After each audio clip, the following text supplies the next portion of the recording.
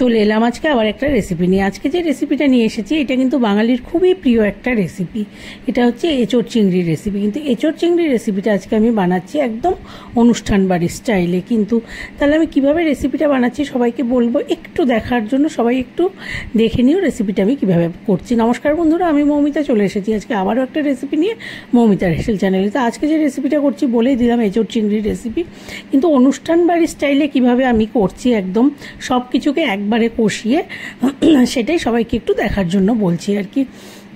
প্রথমে আমি এঁচোড়গুলো নিয়েছি, এঁচোড়গুলো আমি বাজার থেকে একবারে কাটিয়ে নিয়ে এসেছিলাম। সেটাকে এবার ধুয়ে নেব, 2-3 বার জল দিয়ে ধুয়ে নিয়ে এটাকে আমি একটু সেদ্ধ করে নেব। সেদ্ধ কিন্তু আমি প্রেসারে দিচ্ছি না, কড়াইতেই জল দিয়ে হলুদ দিয়ে একটু সেদ্ধ করে নেব আর কি। নিয়ে এটাকে তুলে নেব।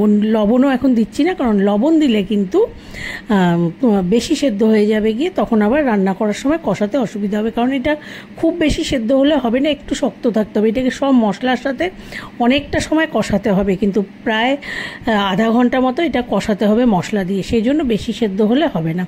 এই যে এঁচোড় ভাপানো আমার হয়ে গেল গিয়ে, এগুলোকে তুলে নিচ্ছি। এবার কড়াইতে দিয়ে দেবো আবার সর্ষের তেল। তেলটাকে এবার ভালো করে গরম হতে দিতে হবে কিন্তু, আর তেলটা একটু বেশি লাগবে কারণ সব একসাথে এইখানে কিন্তু মশলা কষানো হবে।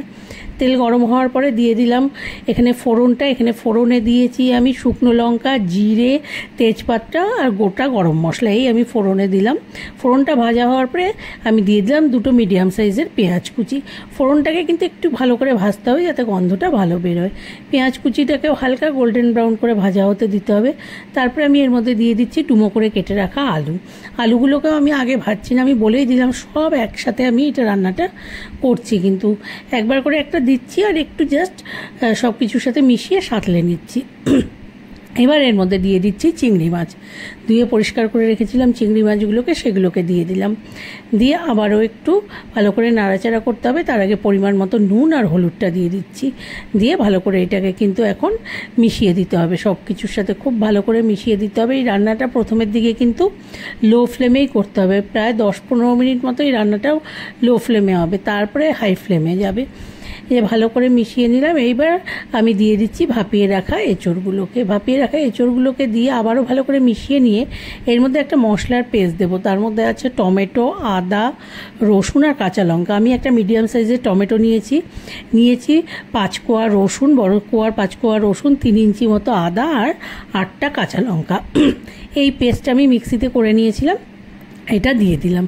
দিয়ে আবারও একটু নাড়াচাড়া করে মিশিয়ে দিচ্ছি। এবার এর মধ্যে দিয়ে দেবো আমি জিরে আর ধনে গুঁড়ো, 1 চামচ জিরে আর 1 চামচ ধনে গুঁড়ো দেবো। দিয়ে এটাকে কিন্তু খুব ভালো করে এখন লো ফ্লেমে অনেকটা টাইম ধরে কষাতে হবে, জাস্ট কষাতে হবে আর রান্নাটা করতে হবে। একদম যখন হয়ে যাবে গিয়ে সব কিছু মশলা ভালোভাবে কষে যাবে, সব কিছুর থেকে তেল ছাড়বে, তখন এইটার মধ্যে কিন্তু গরম জল দিয়ে দিতে হবে। মানে এটা জাস্ট একদম মাংসের মতো করে রান্নাটা হবে আর কি। এইভাবে ভালো করে নাড়াচাড়া করে দিলাম। সব উপকরণগুলো দিয়ে ভালো করে নাড়াচাড়া করে দিয়ে ঢাকা দিয়ে আমি এটাকে কিন্তু 10 মিনিটের জন্য রেখে দিচ্ছি।